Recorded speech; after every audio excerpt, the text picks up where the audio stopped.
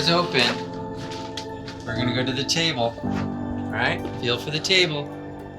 We're gonna do our art project on here. And this is string.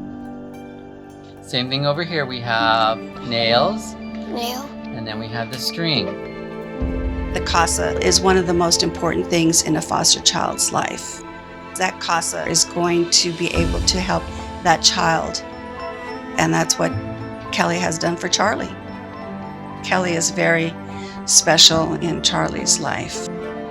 Kelly has been a very strong thread in our family. If he didn't show up, that thread would start unraveling. I remember just this little baby, and they told me that he was blind. Just to reach down there and touch him and let him know that my presence was there, I think this calmed him. That was my first time meeting Charlie. They'd said Charlie has a lot of medical issues. He's autistic. He's got cerebral palsy. He's going to need to be given daily shots and a lot of different medications. He couldn't speak. He couldn't crawl. He couldn't eat. He was still on a bottle. It hurt to see a 19-month-old baby not able to do anything. I wasn't sure how I was going to do it. Fortunately, with Kelly, he stayed with Charlie.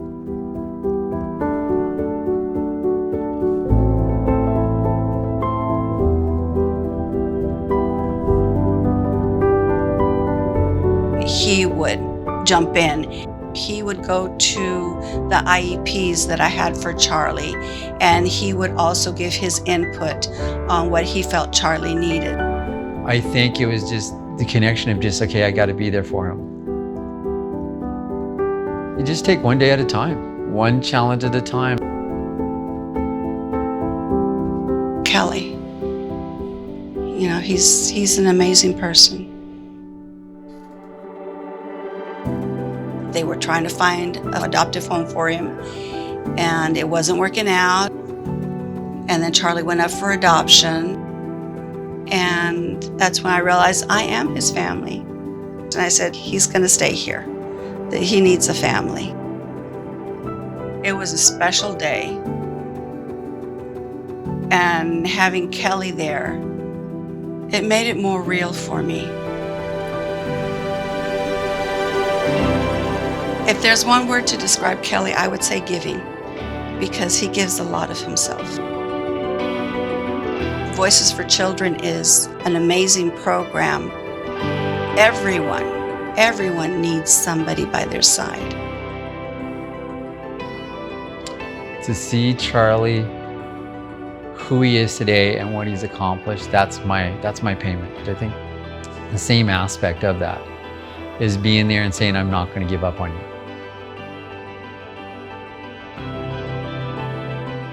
I believe that's what is there for Charlie and for any child that has a good CASA beside them. What does that feel like? It's so smooth. It's smooth. How many nails are there? Let's count some of the nails. 1, 2, 3, 4, 5, 6, 7, 8, 9, 10.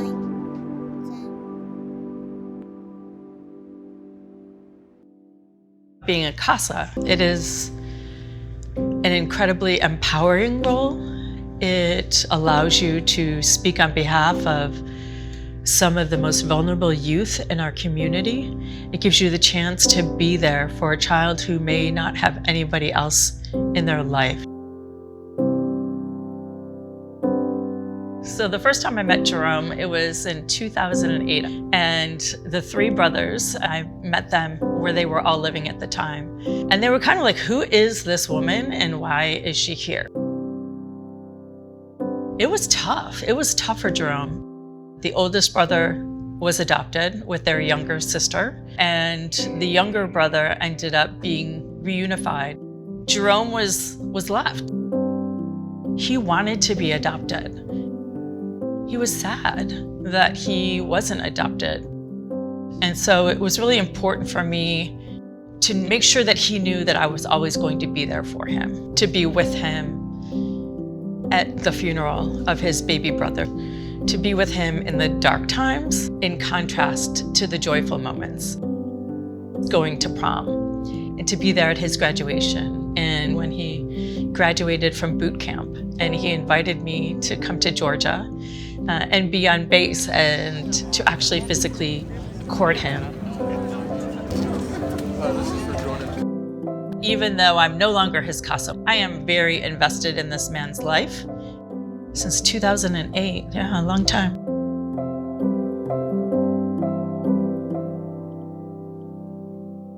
I'm just so excited to see him. Finally made it to San Diego. Well, I was so happy to come back to California. I didn't sleep at all. 0 hours, 0 minutes, 0 seconds. But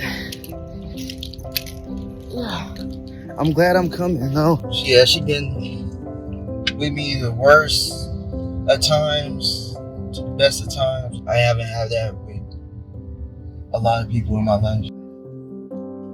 I moved to Nebraska. I haven't seen her in a long time, and just, I just missed her. I really don't know where I would be without her.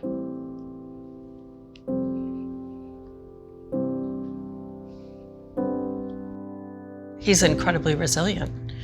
I think that's the bottom line. His positivity, I think, comes from an inner light, and he brings that with him wherever he goes. That's not to say that he doesn't get down or doesn't have struggles, but I see that sparkle in his eye and the joy that he brings, not only to me, but to the world. When I was younger, she made me feel like I was wanted.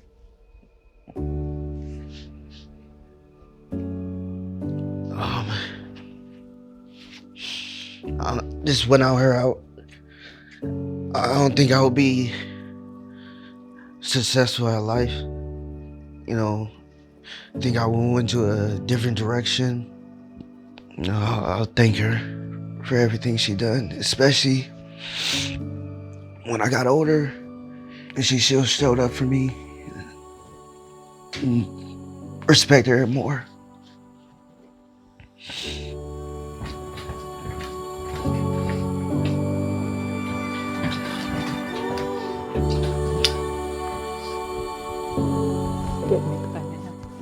I'm so incredibly proud of him.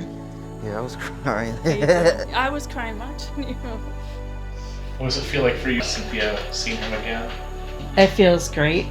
I just miss seeing him and his laugh and his smile. It's always good to be with him. Brings me joy.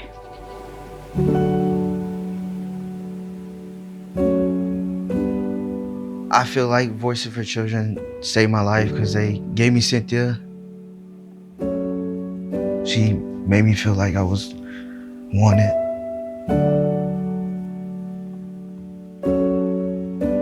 I don't know where I would be without her.